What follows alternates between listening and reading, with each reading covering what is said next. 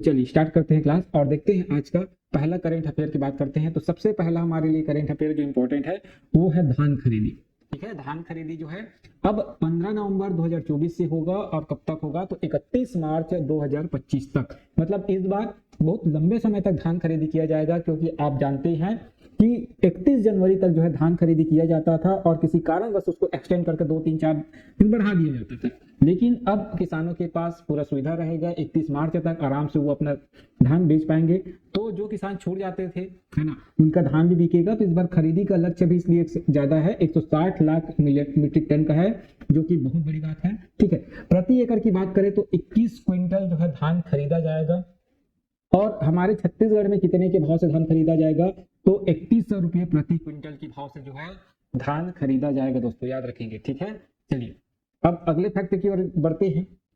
दूसरा current affair है हमारा स्टेट परफॉर्मिंग कैटेगरी में प्रथम स्थान। ठीक है, जो स्टेट परफॉर्मिंग अवार्ड कैटेगरी में जो है छत्तीसगढ़ को प्रथम स्थान मिला है। किसके लिए तो छत्तीसगढ़ राज्य ऊर्जा विकास प्राधिकरण क्रेडा को।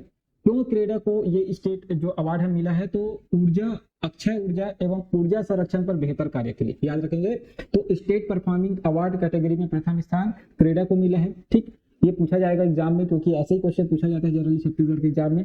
ठीक, अब देखते हैं तीसरा करंट अफेयर है पोषण जागरूकता में छत्तीसगढ़ का स्थान तीसरा रहा। ठीक है, इसको मुख्यमंत्री जी जो है अपने सीमो वाले वेबसाइट में है ना, और डीपीआर वगैरह में आपको देखने को मिलेगा, जो मोस्ट इंपॉर्टेंट है।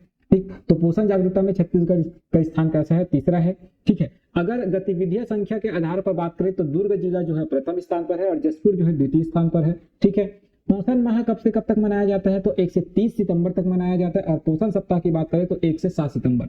सितंबर माह में ही पोषण सप्ताह और पोषण माह मनाया जाता है, इस बात को आप विशेष रूप से ध्यान में रखेंगे। ठीक है, चलिए तो हमारा अगला करेंट अफेयर है पीएम जनमन मेगा इवेंट। ठीक है, जिसका आयोजन कहाँ किया गया है, झारखंड में किया गया है। तो छत्तीसगढ़ के मन कुंवारी बाई, ठीक है, जो कोरवा समुदाय का है, इनको जो है प्रधानमंत्री जी से बातचीत करने के लिए चुना गया है। और इस इवेंट का जो आयोजन है 2 अक्टूबर 2024 को, मतलब आज होगा। कहाँ होगा तो ये होगा झारखंड में। झारखंड में ये इसका आयोजन किया जाएगा, याद रखेंगे। ठीक है, उसके बाद हम बात करते हैं अगला करंट अफेयर का। तो Miss India noble medico icon 2024 की विजेता कौन बनी है, डॉक्टर पूजा देशमुख। डॉक्टर पूजा देशमुख जो है इसकी विजेता बनी है, याद रखेंगे। ठीक है दोस्तों, मोस्ट इंपॉर्टेंट करंट अफेयर है। अब अगला करंट अफेयर की बात करते हैं तो वो है पीएम ई ड्राई योजना। ठीक है, पीएम ई ड्राई योजना प्रारंभ हुआ, इसका 1 अक्टूबर 2024 से जो है इसका प्रारंभ किया गया है। ठीक, चलिए अब हम बात करते हैं जापान के नए प्रधानमंत्री चुना गया है। तो उसका नाम है शिगेरू इसाबा, है ना, शिगेरू इसाबा, जो इसका जापान के जो नए प्रधानमंत्री है, 102वें क्रम के प्रधानमंत्री है। ठीक है, उतना इंपॉर्टेंट नहीं है। ठीक है, लेकिन याद रखेंगे कि कभी कभी जो तत्कालीन जो घटना हुई रहती है ना, आपको इंटरनेशनल लेवल पर उसको भी पूछा जाता है। ठीक, तो जापान के प्रधानमंत्री को याद रखेंगे। उसके बाद धरती आबा जनजाति ग्राम उत्कर्ष अभियान, ये इंपॉर्टेंट है। ठीक है, क्योंकि धरती आबा जनजाति ग्राम उत्कर्ष अभियान में जो है इसका आयोजन जो है झारखंड में आज ही होगा। जहाँ वो मान कुमारी जो बाई जिनके बारे में बताया था, उनको बातचीत के लिए चुना गया है।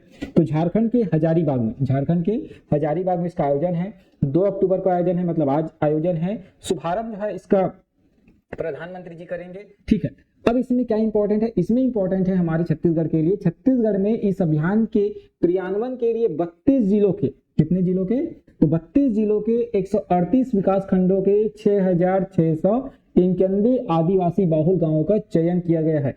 ठीक है, मतलब इनको फंड दिया जाएगा इनका विकास के लिए, याद रखेंगे। ठीक है, चलिए अगले करंट अफेयर की ओर बढ़ते हैं। अगला करंट अफेयर है जनजातीय गौरव दिवस। 15 नवंबर को ये मनाया जाता है ना। इसका मनाने की घोषणा की गई है हमारे मुख्यमंत्री जी के द्वारा। ठीक है, भगवान बिरसा मुंडा की स्मृति में, इसकी स्मृति में, बिरसा मुंडा जी की स्मृति में जो इसको मनाने का निर्णय लिया गया है। ठीक है, उसके बाद हम बात करते हैं जल जगार महोत्सव। ठीक है, जल जगार महोत्सव का आयोजन जो है 5 से 6 अक्टूबर 2024 को किया जाएगा। रविशंकर जलाशय धमतरी में किया जाएगा, याद रखेंगे। ये जलाशय किसके ऊपर बना हुआ है तो महानदी के ऊपर बना हुआ है। यहाँ विद्युत परियोजना चलता है, विद्युत जो है इलेक्ट्रिसिटी जनरेट किया जाता है ना, तो याद रखेंगे ये भी इंपॉर्टेंट हो जाता है। अगले करंट अफेयर की ओर बढ़ते हैं। तो 11वां करंट अफेयर है वर्ल्ड जूनियर चैंपियनशिप। भारतीय शूटर राकेश पार्थ ने गोल्ड मेडल जीता है इसमें, और किसमें जीता है तो 10 मीटर एयर राइफल में इन्होंने जो है गोल्ड मेडल जीता है। उसके बाद बात करते हैं भारत का पहला oxygen bird park, Amrit Mahotsav park के नाम से जाना जाता है इसको, कहां तो नागपुर में जो है इसका स्थापना किया जा रहा है। ठीक है, भारत का पहला ऑक्सीजन बर्ड पार्क याद रखेंगे, इसलिए इंपॉर्टेंट हो जाता है। ठीक, चलिए अब हम याद रखेंगे 13 करंट अफेयर। छत्तीसगढ़ पुलिस महानिदेशक किसको बनाया गया है तो आईपीएस पवन देव को जो है नए महानिदेशक नियुक्त किया गया है। ठीक, अब बात करते हैं professor of practice. Professor of practice पहली बार किसी यूनिवर्सिटी में जो है प्रोफेसर ऑफ प्रैक्टिस चुना गया है या बनाया गया है समझो, तो पंडित रविशंकर शुक्ल विश्वविद्यालय में ये कार्य जो है किया गया है। ठीक, तो किनको बनाया गया तो याद रखेंगे पद्मश्री जागेश्वर यादव जी को। ये क्या करेंगे तो ये जो है जो विद्यार्थी उनके पास जाएंगे और वास्तविक जो इनका कार्य है उनसे अवगत कराएंगे उनको। ठीक है, और इनके देखो अब हम याद रखते थोड़ा सा रविशंकर शुक्ल विश्वविद्यालय के बारे में। तो यहाँ के जो कुलपति है उनका नाम है अभी वर्तमान में प्रोफेसर सच्चिदानंद शुक्ला। ठीक है, स्थापना इसका कब हुआ था तो मई 1964 में, शिक्षण प्रारंभ हुआ था 1 जून 1964 से। इस बात को ध्यान में रखेंगे। चलिए अगले करंट अफेयर की बढ़ते हैं। तो अगला करंट अफेयर है सशस्त्र बल चिकित्सा सेवा की पहली महिला महानिदेशक। याद रखेंगे पहली महिला महानिदेशक है एएफएमएस की। कौन किसको बनाया गया तो सर्जन वाइस एडमिरल आरती सरीन को। आरती सरीन को जो है पहली महिला महानिदेशक चुना गया है सशस्त्र बल चिकित्सा सेवा का। अब उसके बाद बात करते हैं मोस्ट इंपोर्टेंट करंट अफेयर के बारे में। संयुक्त सैन्य अभ्यास काजिन। काजिन याद रखेंगे। ठीक है, भारत और कजाकिस्तान के बीच ये होता है। ठीक है, प्रतिवर्ष होता है ये। ठीक है, ये द्विपक्षीय सैन्य अभ्यास होता है, प्रतिवर्ष किया जाता है इसका आयोजन। अभी इसका आयोजन कहाँ हो रहा है तो औली उत्तराखंड में इसका आयोजन किया जा रहा है। ये कौन सा संस्करण है तो 8वें नंबर का संस्करण है।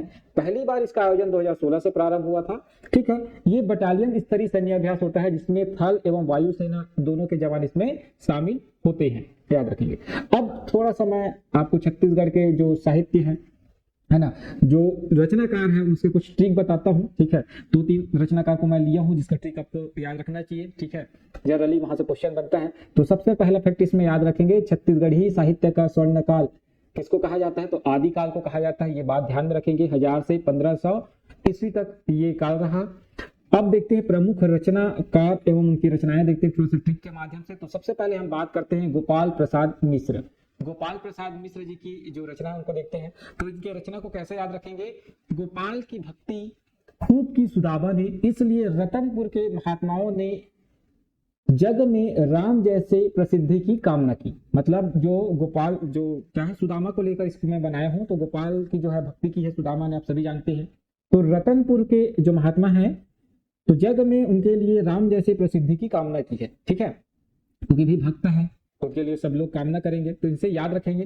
तो गोपाल से याद रखेंगे गोपाल प्रसाद मिश्र की रचनाएं हैं। भक्ति से याद रखेंगे भक्ति चिंतामणि। ठीक है, खूब से याद रखेंगे खूब तमाशा। सुदामा से याद रखेंगे सुदामा चरित्र। रतनपुर से याद रखेंगे रतनपुर महात्म्य। रतनपुर महात्म्य याद रखेंगे महात्मा से।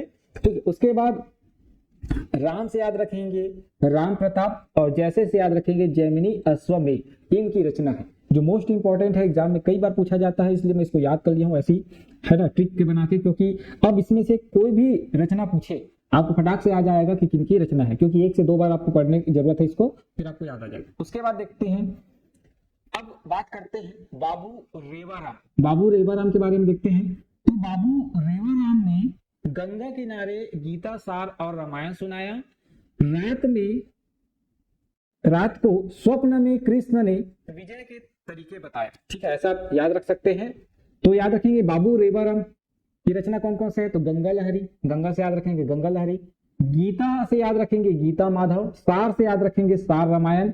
रामायण से याद रखेंगे रामाश्वमेध, और रात से याद रखेंगे रत्न परीक्षा। कृष्ण से याद रखेंगे कृष्णमाला।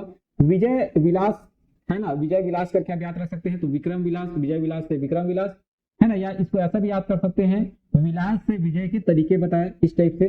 तो विजय से याद रखेंगे विक्रम विलास, और तरीका से याद रखेंगे तारिक ए हई हई वंशी। तो ये है बाबू रेवाराम की रचना जो आपको याद होना चाहिए। अब कुछ बातें हम बात करते हैं हमारे रचनाकार के बारे में। तो छायावाद के प्रवर्तक, ठीक है, किसको कहा जाता है? मुकुटधर पांडे। अब इसको कैसे याद रखेंगे? सिर पर मुकुट जब पहना जाता है तो सिर पर छाया हो जाता है, ठीक है, तो याद रखेंगे मुकुट जब पहनेंगे तो सिर पर क्या हो जाए? टोपी पहनने से जैसे छाया हो जाता है ना, धूप नहीं लगता सिर को, तो मुकुटधर पांडे, ठीक, मुकुट हमेशा ऊपर में पहना जाता है और सिर पर, तो सिर पर क्या हो जाएगा? छाया हो जाएगा, तो छायावाद के प्रवर्तक कहलाएगा मुकुटधर पांडे जी। अब उसके बाद हम याद रखेंगे बंसीधर पांडे। बंसीधर पांडे, इसको याद रखने का तरीका बताता हूं इनकी रचना को। तो इनकी रचना है हीरू की कहानी। कैसे याद रखेंगे? बंसी को कृष्ण भगवान कहाँ दबा के रखते हैं? आपके जो हाथ है उसके नीचे, है ना, हाथ के नीचे ऐसा दबा के रखते हैं, तो कुहनी के नीचे ऐसे याद रखेंगे, कुहनी के नीचे। तो बंसीधर पांडे, बंसी कहाँ होगा? कुहनी के नीचे, इस प्रकार से, ठीक है। तो बंसीधर पांडे, हीरो की कहानी, और इसी से याद रखने, कहानी से प्रथम कहानीकार कौन है? ये प्रथम कहानीकार है, याद रखेंगे, ठीक है।